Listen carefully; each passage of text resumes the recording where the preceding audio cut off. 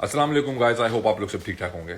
अब बहुत सारे लोगों का इस वक्त ये एनालिसिस है और ये सिनारियो है कि जो मार्केट में भी करंट डंप आया है, इसको कोई देख नहीं पाया, इसको कोई समझ नहीं पाया, और इस डंप ये बहुत ही अनप्रेसिडेंटेड मार्केट में डंप है और इस डाउन साइड को जो है वो ट्रेड नहीं कर पाए लोग। देखें, टेक्निकल एनालिसिस को हमें हल्का नहीं लेना चाहिए। हमें इस चीज को हल्का नहीं लेना चाहिए कि अगर आप प्रॉपर चार्टिंग करें, टीए करें, तो आपको नजर आ सकता है इंशाल्लाह ताला कि मार्केट किस तरफ जो है वो मूव ले सकती है। और मैं आप लोगों को दिखा देता हूं कि 3 सितंबर को जो चीज हमने ग्रुप में डाली है, ये 3 सितंबर है, ऊपर डेट है, ये हमारा टेलीग्राम ग्रुप है। I want us to keep longs open from 53 to 50, 53,500। 3 सितंबर को प्राइस बीटीसी की क्या थी? 59। और जब ये मैंने सिग्नल डाला ग्रुप में, जब ये मैंने पूरा एनालिसिस लिख के, ये हम लोग प्रॉपर मेहनत करके प्रॉपर एनालिसिस लिख के ग्रुप में डालते हैं, ठीक है, ताकि हम वैल्यू दे ग्रुप मेंबर्स को। जब ये लिखा मैंने, नेक्स्ट टारगेट भी मेंशन है इसमें 68 के, मेरे ख्याल से द नेक्स्ट बुल टारगेट अभी यहां से ऊपर जाने का 68 के है, अगर मार्केट इसको होल्ड करती है। लेकिन 59 पे जब मार्केट थी, 53 टू 50, 53,500 से लॉन्ग ओपन करो विद अ स्मॉल लेवरेज, यहां पे हमने वो सिग्नल डाला था। टेक्निकल एनालिसिस एंड चार्टिंग को देख के मार्केट इस तरह जाते हुए हमें नजर आ रही, क्योंकि वीकली कैंडल जो है वो वीक नजर आती थी, और ये डाला था सिग्नल। बहुत सारे लोगों ने इस वक्त सवाल किया, ग्रुप मेंबर ने सवाल किया कि मार्केट 59 पे है, कहीं आप 63 तो नहीं कह रहे, कहीं आप ऊपर के टारगेट्स की बात तो नहीं कर रहे।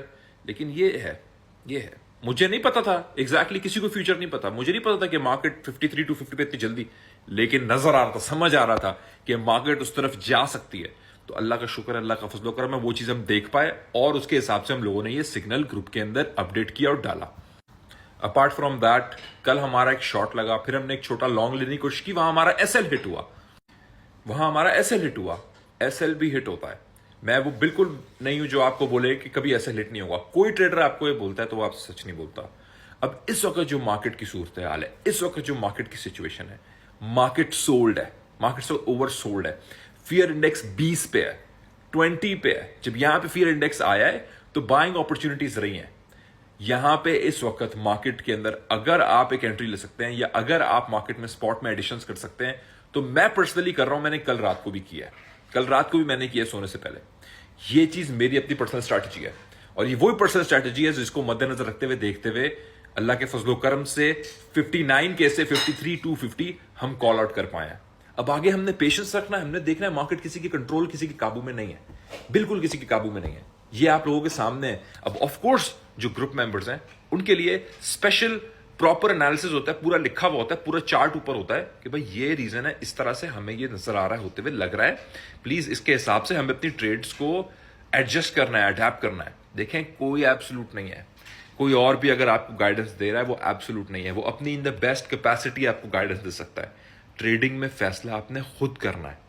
फैसला आपका खुद है कि आपने किस तरफ, कौन सी गाइडेंस पे प्रॉपरली लेकर, अपना एनालिसिस करके, अपनी ड्यू डिलिजेंस करके, अपनी समझ और बूझ से फिर आपने ट्रेडिंग करनी है।